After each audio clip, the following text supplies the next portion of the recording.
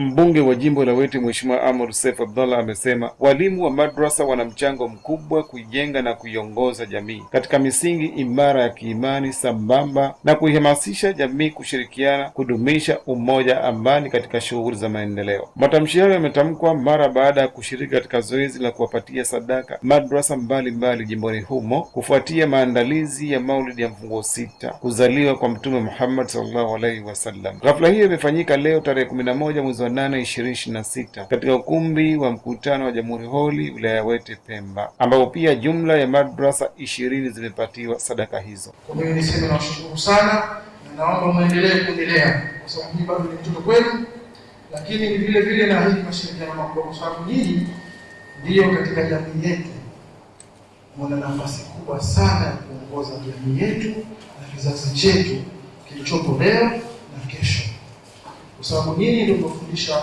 watoto wetu hawa Qur'an. Nyinyi ndio mnafundisha watoto wetu hawa waende kwenye misingi ya dini ya Kiislamu. Lakini nyinyi mkija mkiacha jamii hii msifundishe, iwe tutaharibika mwaka mmoja. Kwa hiyo wasii, ndugu zangu na walimu wangu, tofauti za kimawazo zisitufanye tukasahau maagizo ya Mtume Muhammad sallallahu alaihi wasallam.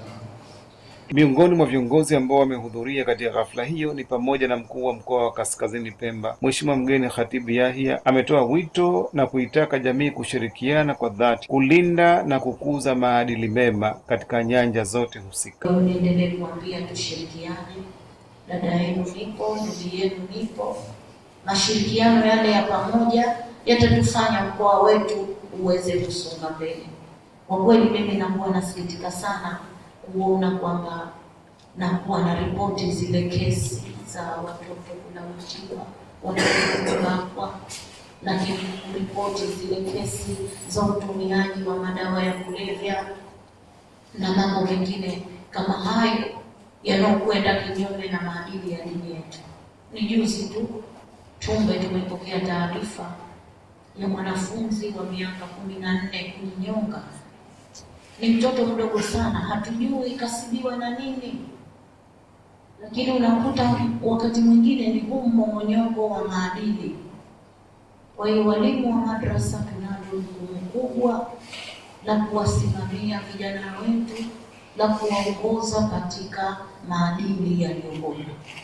Katika hatua hiyo, kwa upande wake akitoa neno la shukurani, Maalim Abdul Karim Ahmed Mohamed amesema, Mbunge umefanya kitendo hiki kwa ajili ya kumkabidhi Allah subhanahu wa ta'ala lile ambalo umelitilia nia zako, ijapokuwa tutapokea walimu, lakini tayari kilishafika kwa Allah subhanahu wa ta'ala.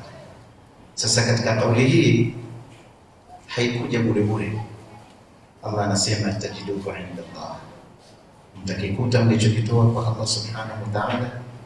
Na hiki sio hiki tu kwamba labda ni basmat, lakini siku hiyo khairan wa a'dhama ajra, Allah akiboresha zaidi na kukupatia malipo makubwa zaidi.